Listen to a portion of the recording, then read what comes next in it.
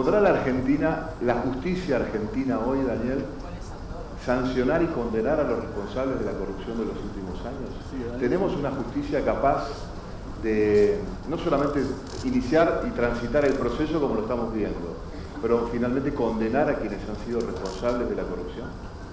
Bueno, buenos días a todos. Primero, es un placer para mí estar aquí, invitado por la Fundación Libertad, y Roberto empezó con una pregunta realmente muy buena, porque a Umberto Eco, no me comparo con Umberto Eco, en un momento le preguntaron si la tangente italiana había cambiado al hombre italiano después de toda la investigación que hizo el fiscal Di Piero, y él dijo, lo único, la coima bajó del 15 al 10%, ¿no?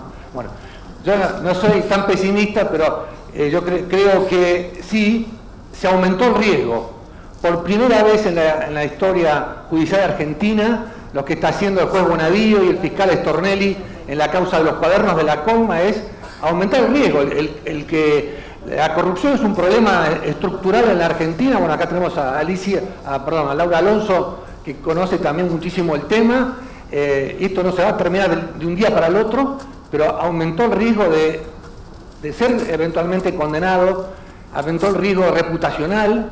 Entonces esto es una referencia que está produciendo cambios en la justicia, cambios en los empresarios, y me adelanto a la pregunta, Roberto, que lo que vimos hasta ahora en la causa de los cuadernos de la coima es la primera etapa, porque generalmente los jueces lo que hacen es procesar al final de una investigación, ¿no? Y acá tenemos 42 procesados, entre ellos la expresidenta Cristina Kirchner, de los cuales 19 son empresarios de primer nivel arrepentidos, pero después se viene la otra, ¿no? Acá estamos viendo la lista, acá tenemos una cosa misteriosa. Peligrosa lista. ¿Esta peligrosa la mostramos o no la mostramos? La mostramos.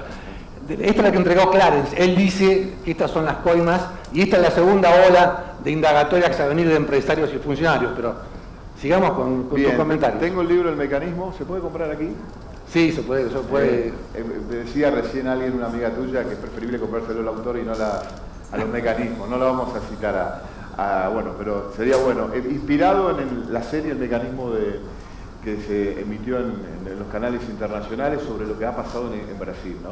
Un esquema de trabajo corrupto que caracterizaba la obra pública alrededor de determinados favores económicos muy suculentos para las estructuras políticas. Este libro, El Mecanismo en Argentina, ¿qué significa, Daniel? Ese significa que el año pasado, cuando empecé esta investigación, me di cuenta que el tema de Lázaro Báez era muy pequeño comparado con las obras energéticas, con los gastos. Bueno, recién escuchábamos a un especialista que dio la explicación en términos de kilovatios, todo el déficit energético que hubo en la Argentina en los últimos 12 años. Yo lo que hice fue investigar la corrupción en esas obras energéticas, en la importación de los buques con gas natural líquido, en la central térmica de Río Turbio, por la cual se puso en marcha la causa de los cuadernos de las coimas, en la polémica reestatización de YPF, en el caso Odebrecht. Todo eso era un conjunto de plata mucho más grande que lo que tenía Lázaro Báez, y por suerte en marzo en los tribunales de Comodoro Pi me crucé con un importante funcionario de los tribunales de Comodoro Pi. Me dijo, Santoro, se viene algo grande de la corrupción, cuando la sociedad civil un poco que se había desanimado a principios de este año con el tema de que estaba todo terminado y demás. Digo, no, dame una pista, me dice, obras energéticas. Yo dije, bingo, estoy en el buen camino. No te puedo decir nada más porque había secreto de sumario, y efectivamente fue la excelente investigación de Diego Cabot en La Nación con estos cuadernos, donde el juez Bonadío ahora tiene 4 circuitos de las coimas, ¿no? Los subsidios al transporte, por todo el subsidio al transporte de pasajeros, con la declaración de Rollo fundamentalmente, las obras viales y los concesionarios de peaje, el segundo, donde estaba fundamentalmente José López, el circuito energético, que es el que cuento yo en el libro, donde están De Vilo y Baratas, y a partir del viernes pasado, Roberto, tenemos un nuevo circuito, que es la conexión venezolana, que les aseguro que va a traer mucha información sabrosa cuando se profundice en esa línea. Obra privada, la obra pública, la energía, medicamentos, transporte de CIF Venezuela, inclusive hasta el juego de azar, cajas. La pregunta que muchos se hacen, nos hacemos, ¿para qué querían tanta plata? Digamos, ¿para qué robar tanto? Vos como periodista decís, bueno, querían enriquecerse ilícitamente, tener a lo mejor una vida cómoda, ellos sus descendientes. Pero ¿por qué un Estado y sus personeros, sus administradores, son capaces de robar tanto? ¿Para qué? Bueno, eso es una pregunta que tiene que ver con la psicología, con la filosofía, pero anoche en Animales Sueltos entrevistamos a Leonardo Fariña, que fue el primer arrepentido en la causa de la ruta del dinero K, y realmente yo lo noté convencido de que él pide disculpas. Él dice, yo sé que cuando tenía 23 años me metí en este circuito y lo que se estaba manejando era plata del Estado, pero él contaba cosas que pintan al personaje, a Lázaro Báez, que vos fijate, Roberto, que es el único que todavía no se arrepintió. Él dice que era amigo de Néstor y que mantiene esa lealtad hacia Néstor Kirchner, pero dice, por ejemplo, me llevaron a Río Gallegos y tenían un enorme galpón con 20 autos de alta gama. Y todos le llamaban la flota negra. No sé si ustedes recordarán esas fotos, esos videos con un Mustang, con camionetas 4x4 de último modelo y demás, pero no la podían disfrutar. Dice, a lo sumo la podían sacar el domingo para ir por alguna ruta interior, pero no la podían mostrar porque estaban controlados. Dice, o una vez lo traigo a Buenos Aires, vamos a comer en un restaurante italiano, a Lázaro Báez, y dice, yo sé soy un experto en saborear champán, en Qatar, y dice, le gustó un champán argentino, no voy a decir la marca, que yo realmente lo probé y es un buen champán y nada más. ¿Sabes qué hizo? Salió del restaurante italiano en Buenos Aires y fue y se compró un acoplado lleno de botellas de champán de esta marca nacional. Eso te demuestra, obviamente, que no sabían qué hacer con la plata. La tienen ahora, todavía hay una parte de plata que no se han descubierto en las investigaciones judiciales, pero no la pueden disfrutar, ¿no? Y era esto que decías ahora, una ambición, una codicia sin poder y con una impunidad sin límites. La pregunta, ¿puede haber un grupo político que utilice ese dinero robado para seguir haciendo política? Para reinsertarlo en la estructura social, es decir, movilizar a su militancia, corromper a los medios de comunicación, trabajar con ese dinero para seguir teniendo el poder. Bueno, vuelvo a la primera referencia al principio, esto de aumentar el riesgo. O sea, ¿quién va ahora a blanquearle plata a estos muchachos? Digamos, podrá aparecer uno, pero realmente es muy difícil que lo vayan a hacer. En su confesión, José López, el ex secretario de Obras Públicas, cuenta cosas que nosotros nos parecían increíbles, Roberto. Por ejemplo, que en un momento dan la orden de financiar a Justicia Legítima, una agrupación que está formada por algunos jueces y algunos fiscales que yo los conozco, son realmente honestos y probos y estaban convencidos de nada más, pero de esa plata negra que se recaudaba en estos circuitos que están en los cuadernos de la coima, fueron a Justicia Legítima.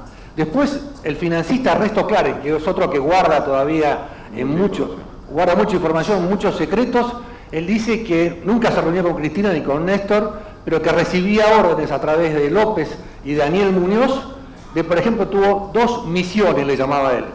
Una fue recaudar 70 millones de pesos para el plan Sueños Compartidos de la Madre de Plaza de Mayo, que es a la orden que había llegado de esta estructura que encabezaba Cristina Kirchner, según el procesamiento del juez Bonadío, y otra que fue salvar a la empresa constructora Gotti.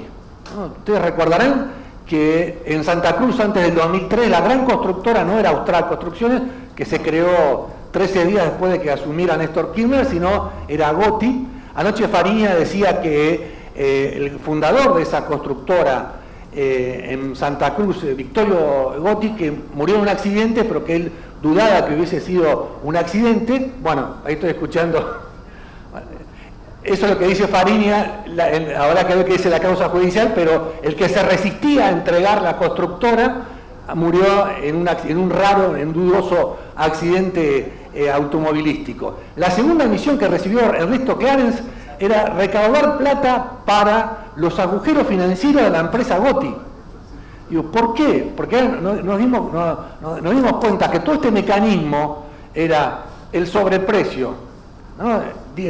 Para poder pagar el 20% del anticipo financiero como la primera coima, un 5% después para los certificados de avance de obra, pero después las empresas privadas, esos que están acá, algunas que están acá en esta lista, tenían un agujero en su contabilidad ante la AFIP, y ahí aparecían las facturas truchas de Gotti diciendo movimiento de tierra en el Calafate, alquiler de una motoniveladora en Las Heras, digamos, trabajos que obviamente no existieron. Entonces Gotti, nadie tiene acá facturas de Gotti, ¿no?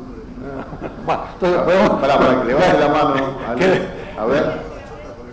Bueno, Alonso dice que el ex titular de la FIP, Ricardo Echegaray, hay uno que todavía viene zafando, las debe tener todas guardadas en un cajón, porque ese es otro aspecto del tema, que es que hubo también una complicidad de la FIP, porque si no, estos millones de pesos, cualquiera de nosotros no pagamos el monotributo, no pagamos y ¡plaf! Te cae, es la cosa inmediata, ¿no? Dos preguntas que tienen que ver con, a lo mejor, no digo la fantasía del ciudadano que está esperando respuestas. ¿Puede haber plata enterrada, físicamente hablando? Esta cuestión de que se piensa que los millones, más allá de que estén en cuentas bancarias o circulando en alguna que otra caja de seguridad, ¿puede estar enterrada en algún lugar de la Argentina? Esa es una muy buena pregunta, porque todos ahora lo que queremos, no solamente una eventual condena, sino recuperar la plata del Estado, la plata de todos nosotros, de todos los argentinos.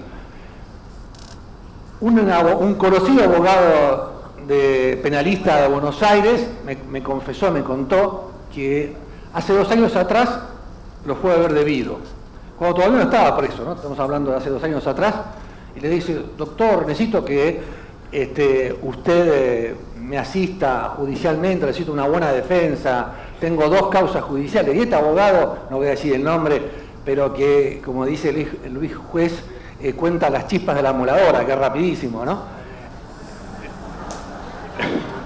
El chiste no es mío, de Luis Juez. Está muy bien. Le dice, arquitecto, usted no tiene 2, usted tiene 6 causas. Pero dice, doctor, es un problema de plata. Le abrió una valija y tenía 2 palos verdes en efectivo dentro de la valija, con olor a humedad. Y que es rápido le dijo, no, gracias, aparte que era su costo reputacional, no lo quiso defender. Debido fue a pedir los servicios de un abogado con dólares que eventualmente han estado enterrados. Fariña dice que él también recibió dólares para cambiar en estos 60 millones de dólares en la causa de la ruta del dinero K. Clarence también, pero obviamente hasta ahora no se han encontrado, ¿no? Obviamente hay un problema también de tamaño, porque las estancias que compró Lázaro Báez en el año 2013, 2014 y 2015 son 5 veces el tamaño de la ciudad de Buenos Aires, así que va a ser un poquito difícil. Pero Fariña contaba anoche que cuando él estuvo, ese año que estuvo, con 23 años trabajando bajo las órdenes de Lázaro Báez, había cuidadores de las cajas fuertes que ponían bajo tierra y que podían movilizar la plata de un lado al otro, que él vio. Ustedes recordarán que Carrió en el año 2013 denunció que, recuerdan, acá tenemos que hacer un esfuerzo de memoria, en el 2013 en el programa de La Nata y también en Clarín, mostramos en exclusiva las fotos de la bóveda de Lázaro Báez en la casa de huéspedes que utilizaba Néstor Kirchner, en la chacra inteligente que tiene Lázaro Báez cerca de Río Gallegos. Eso se acuerdan, ¿no? Bueno, él dice que ahí vio, no una bóveda de un banco con esas puertas que pesan toneladas, sino que eran casilleros metálicos donde guardaban plata y todo lo demás, junto a este champán de mala calidad que te dije antes que había comprado un acoplado. Sí, Lázaro Báez lo camufló, lo pintó y lo invitó a cronistas a una visita guiada con olor a pintura, ¿no? Exactamente, así que está esa bóveda, está la bóveda que se encontró en la casa de Calafate de Cristina Kirchner, en la Cruz, en la estancia Cruzay, que también se encontró una bóveda, pero no estaba la plata, eso es un dato cierto, pero tenemos 70 millones de dólares en Miami de Daniel Muñoz, el secretario privado. tenemos 9 millones de dólares de los bolsos del convento, 6 millones de dólares en plata de efectivo de Florencia Kirchner, las propiedades de Lázaro Báez, que son entre 250 y 300 millones de dólares. Recién uno de los participantes del Congreso me decía, otro aspecto a que tener en cuenta. Santoro dice, el tema de las causas de los cuadernos de las coimas, y todo esto fueron maniobras que se hicieron en el 2014. Ojo que esto también puede ser un delito de evasión impositiva, los que tienen factura de GOTI y todo lo demás, y que va a vencer a este año. Así que hay que decir a la AFIP, Alonso, que se apuren, que también ahí hay que esperar que cobren los impuestos, ¿no? Le estás dando laburo a Laura Alonso, que en minuto va a estar acá también. Bueno, hay mensajes, preguntas de espectadores. Yo te pregunto, antes de empezar a hacer una edición de algunos que están escribiendo, pueden mandar sus preguntas. Cristina, cuando intentó defenderse en una sesión, Cristina Kirchner dijo, ¿ustedes piensan que esto empezó con nosotros? Empezó en el 2003, como argumentando que esto era un sistema que ellos heredaron. Ellos perfeccionaron un sistema ya que existía en la Argentina, digamos, ese cimiento corrupto que puede tener la administración del Estado, lo perfeccionaron, lo avanzaron. ¿Cómo ves alrededor de esa idea que Cristina Kirchner trató de explicarle a sus senadoras o a los colegas senadores que tenía allí? Esto no empezó con nosotros, nosotros heredamos esa forma de trabajar con la administración pública. Obviamente la corrupción es como el tango, ¿no? Se baila a dos y muy juntitos, el empresario que paga, el funcionario que recibe. Es un problema estructural de la Argentina, que no tiene el patrimonio exclusivo del kirchnerismo. Lo que pasa es que el kirchnerismo lo llevó a una dimensión que no conocíamos hasta ahora. Bueno, ahí yo tuve, no hay mucho tiempo, pero hay un estudio hecho por dos técnicos del CONICET, Ariel Korenberg y Martín Grandes, que él dice, un cálculo teórico, ¿no? Que si tenemos en cuenta la inversión pública del 2002 hasta el 2015 y calculamos, si Wagner habló de sobornos entre el 10 y el 20%, tomamos un soborno de promedio del 15%, estaríamos hablando de 36.000 millones de dólares, ¿no? 36.000 millones de dólares sería prácticamente 2 veces el anticipo financiero que nos ha dado el Fondo Monetario Internacional.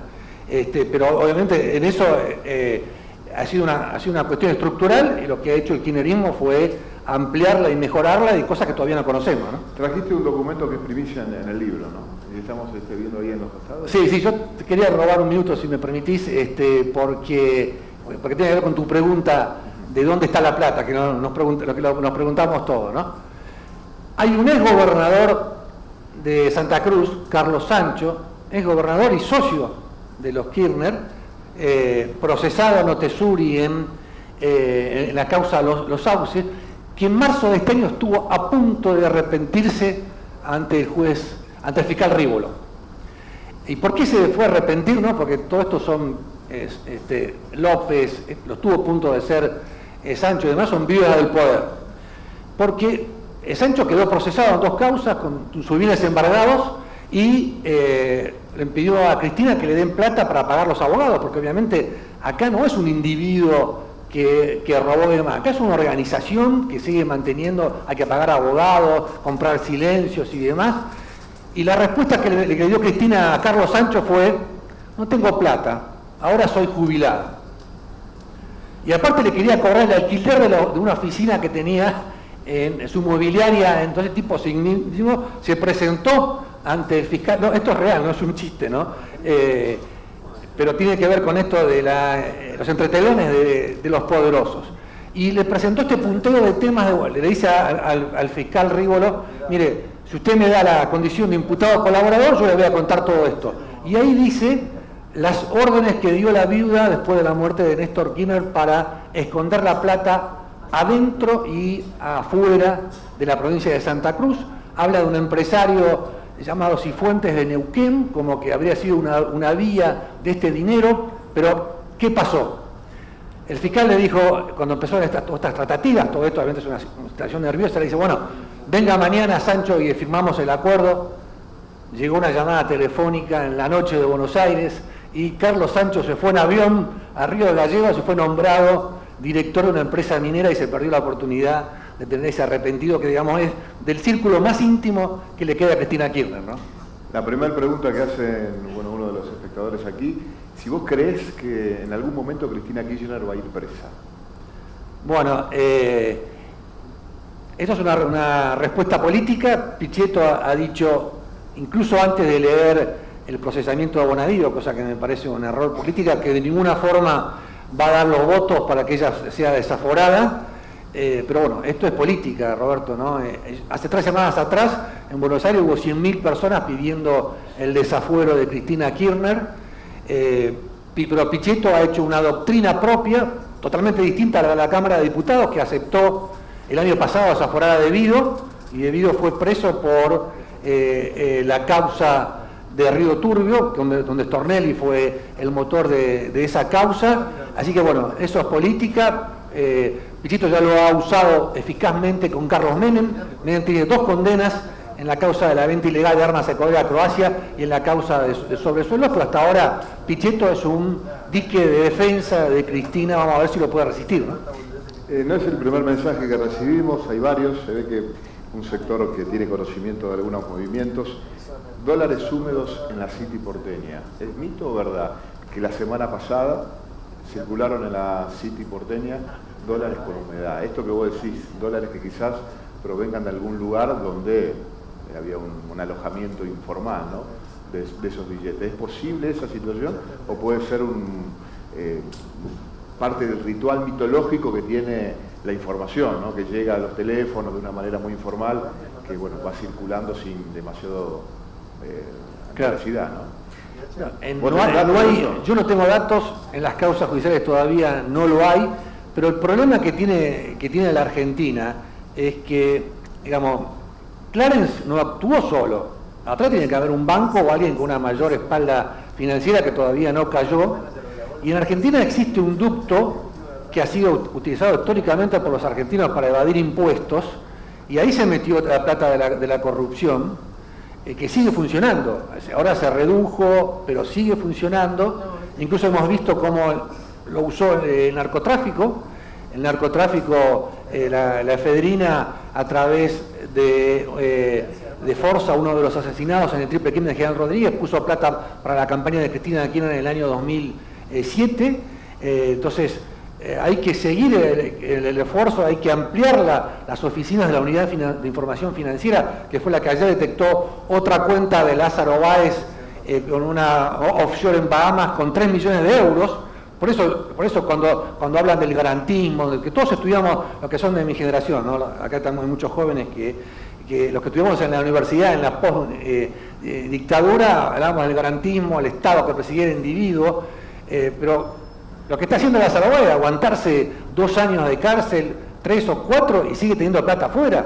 Y tenía 3 millones de euros listos para cuando el día salga de la... Entonces, y eso es una organización, no es solamente así que es posible todo este tipo de cosas, pero a mí no me consta, ¿no? Eso no. ¿Cómo ves acá en más lo que sigue en la Argentina? ¿Vos crees que el gobierno decía, bueno, esto puede ser repetir viejos errores o ser una oportunidad para algo nuevo? ¿Vos pensás que esto que está pasando con la justicia, con esta causa medular, que por primera vez llega a una profundidad, bueno, a vos te tocó ser testigo y monitorear qué ha pasado con Carlos Menem cuando fue procesado y condenado también por tráfico de armas? La Argentina lamentablemente ha tenido muchos antecedentes de funcionarios con corrupción. ¿Pero vos pensás que acá va a haber realmente un quiebre, un cambio con respecto a la administración de los recursos públicos? Bueno, yo creo que se levantó obviamente el riesgo, se levantaron los parámetros éticos.